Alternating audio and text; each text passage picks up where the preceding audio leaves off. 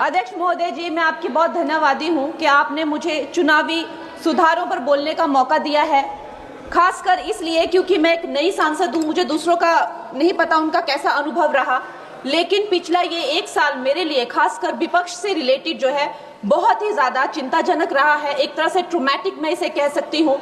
हर दिन इन्होंने यहाँ पे तमाशा किया है, हमारा दिल दहल जाता था इनको देखकर। एसआईआर ये वेल में उतर जाते थे। यहाँ पर इन लोगों ने डराना, धमकाना, धक्का मुक्की, ऐसा कोई इन्होंने किसी तरह की कोई बदतमीजी नहीं है जो एक भी दिन इन्होंने संसद भवन चलने नहीं दिया। हम जनता के प्रतिनिधि हैं, हम यहाँ पर उनकी आवाज लेकर आते हैं, हम कुछ सीखने आते हैं, हम नए सांसद हैं। इन्होंने संसद अगर पिछले 2-3 दिन को छोड़ा जाए तो साल पर शायद ही थोड़ा चलने दिया है।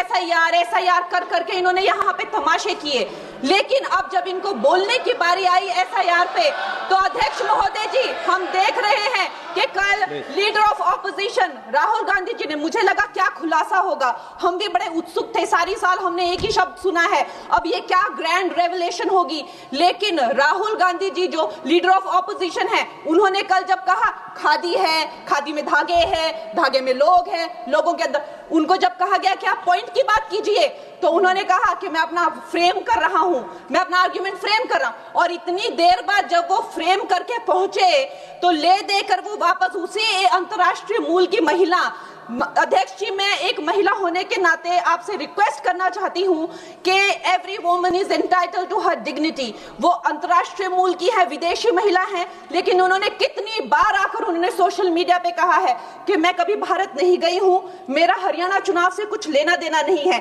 लेकिन फिर भी ये लोगों ने बिना किसी ठोस सबूत के उनका यहाँ पे फोटो बना के उन्होंने उनको उछाला, यहाँ पे उनकी तस्वीर उछाली यहाँ पर और यहाँ पर प्लेक कार्ड यूज करना भी अलाउ नहीं है। इन्होंने फिर भी नियमों का उल्लंघन किया। मैं चाहती हूँ सबसे पहले तो मैं इस सदन की तरफ से उन महिला से बहुत ही माफी मांगती हूँ कि इस सदन में बिना कि उनकी आजकल जो पर्सनैलिटी राइट्स का भी एक बहुत बड़ा क्राइम होता है, उसके उपरांत उनका फोटो यहाँ यूज किया गया, मुझे बहुत खेद है। भारतीय संसद भवन की तरफ से हम उनसे माफी मांगते हैं। और ये देखिए महिलाओं का हमेशा ये अपमान करते हैं, लेकिन हमारे प्रधानमंत्री चाहे बेटी बचाओ बेटी पढ़ाओ हो, महिलाओं को शौचालय देने से लेकर, महिलाओं को गैस देने से लेकर, महिलाओं को जो है वो छात्रवृत्ति न जाने कितनी ऐसी योजनाएं हैं। कांग्रेस वालों शायद तुम लोग ये समझ नहीं पा रहे हो, ईवीएम्स हैक नहीं करते हैं प्रधानमंत्री लोगों के दिलों को हैक करते हैं। और ये लोग दुहाई देते हैं कि वो जो पुराने जमाने के दकियानूसी, वो जो चिट कागज पे लिखकर जो मतदान होता था वो सबसे अच्छा था। ये लोग भूल गए वो दिन, आप लोग भूल गए वो दिन। इंदिरा गांधी वर्सेस राज नारायण का केस, उसको जो है इतिहास में The case that shook the nation के नाम से जाना जाता है। उस पर मैंने एक फिल्म भी बनाई हुई है। वोट चोरी और वोटों की धांधली के लिए एक प्रधानमंत्री पे एक साधारण से नेता ने केस किया था और उस धांधली में वो पकड़ी गई थी।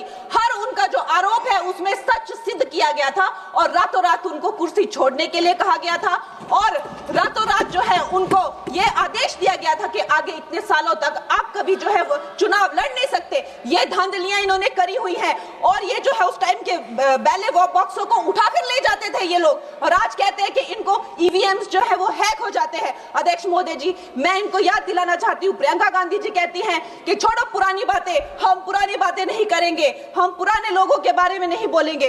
तो मैं ये जानना चाहती हूँ कि आपकी जो माता जी हैं वो तो आपकी अध्यक्ष है और इस वक्त की वो अध्यक्ष है, उनकी जो है आप देखिए जब उनकी नागरिकता नहीं थी, जब उनके पास 1983 में नागरिकता आई, उसके कितने साल पहले से वो वोट देती आ रही हैं।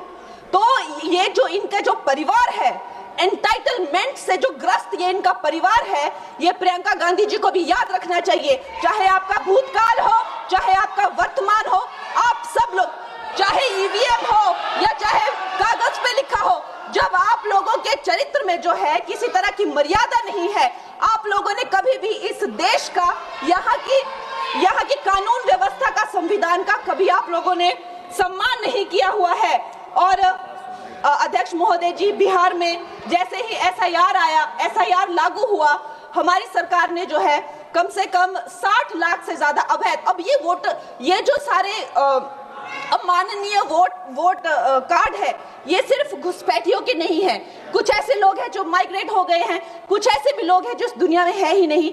60 लाख से ज्यादा। और अगर वो लोग जेन्युइन थे तो उन्होंने, किसी ने तो रिक्वेस्ट करनी चाहिए थी कि भाई मेरा वोटर आईडी कैंसिल हुआ है।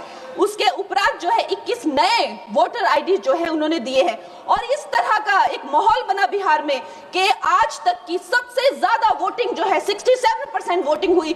नागरिकों में ये उत्साह जगा कि जो है इस तरह की जो क्लेंजिंग प्रोसेस है वो होना चाहिए। मैं एक देशभक्त होने के नाते अध्यक्ष महोदय जी, मैं ये प्रपोज करना चाहती हूँ कि हमारे देश में जो है हमेशा महीने 2 महीने बाद हमारे जो शीर्ष नेतृत्व हो गए, सारे अधिकारी हो गए, हमारे जितने भी रिसोर्सेज हैं, हम लोग उनको हर महीने 2 महीने में इलेक्शंस में जो है पुश कर देते हैं। इससे हमारे देश का बहुत ही भारी नुकसान होता है।